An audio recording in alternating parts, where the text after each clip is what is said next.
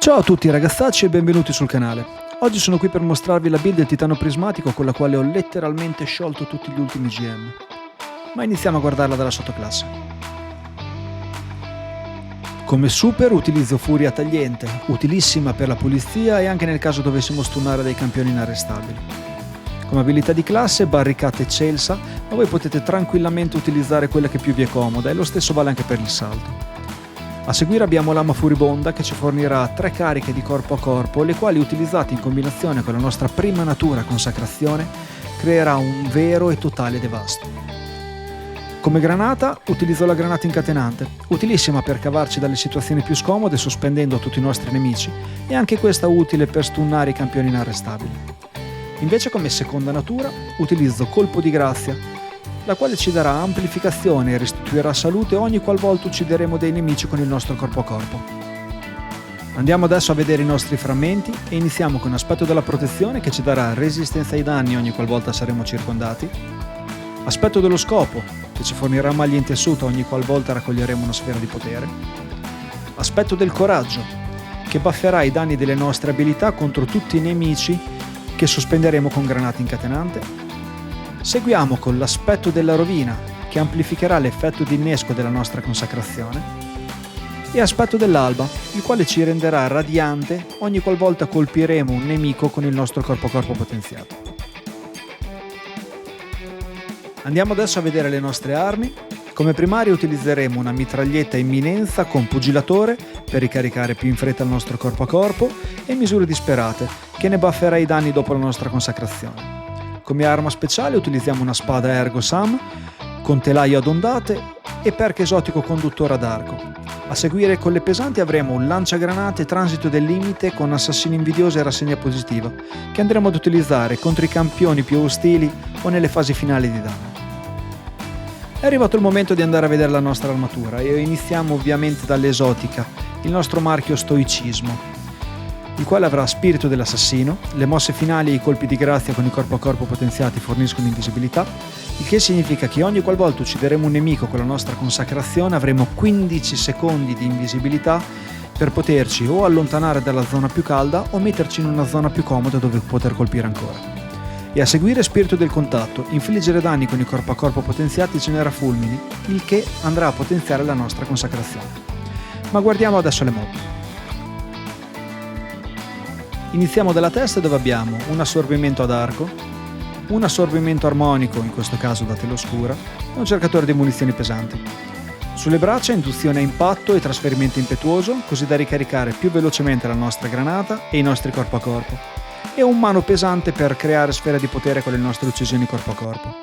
Sul petto, lame lucenti, ci permetterà di recuperare più velocemente l'attacco pesante della nostra spada, e 2 resistenze, le quali sceglierete in base alla vostra destinazione. Sulle gambe abbiamo recupero, rigenera la salute ogni volta che raccoglie una sfera di potere, il quale si completerà con già meglio. La salute inizia a rigenerarsi immediatamente dopo aver raccolto una sfera di potere. Sempre sulle gambe ho un picco da tela oscura per buffare i danni della nostra arma primaria. A seguire sul marchio abbiamo Razziatore. Poco dopo aver utilizzato la tua abilità di classe, il colpo di grazia successivo con un'arma genera una sfera di potere. Mossa finale speciale. Le mosse finali generano munizioni speciali per l'intera squadra, ma a patto che abbiate 3 cariche di armatura da consumare. E attrazione potente. Raccoglie automaticamente le sfere di potere quando attivi la tua abilità di classe. Andiamo a vedere anche le mod dell'artefatto. Sull'artefatto avremo 7 mod fondamentali. La prima, mitraglietta antibarriera.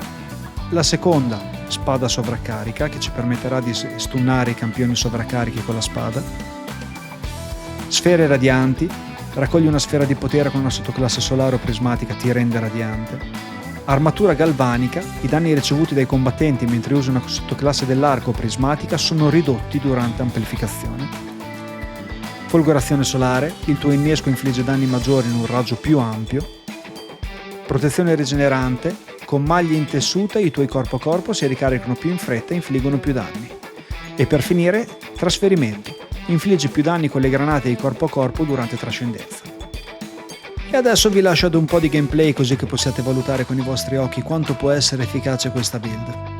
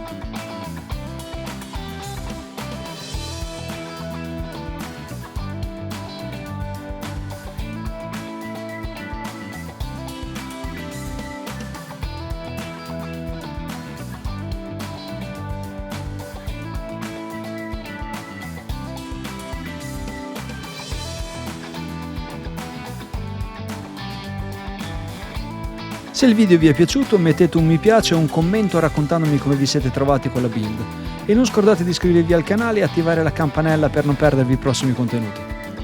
Ciao ragazzacci!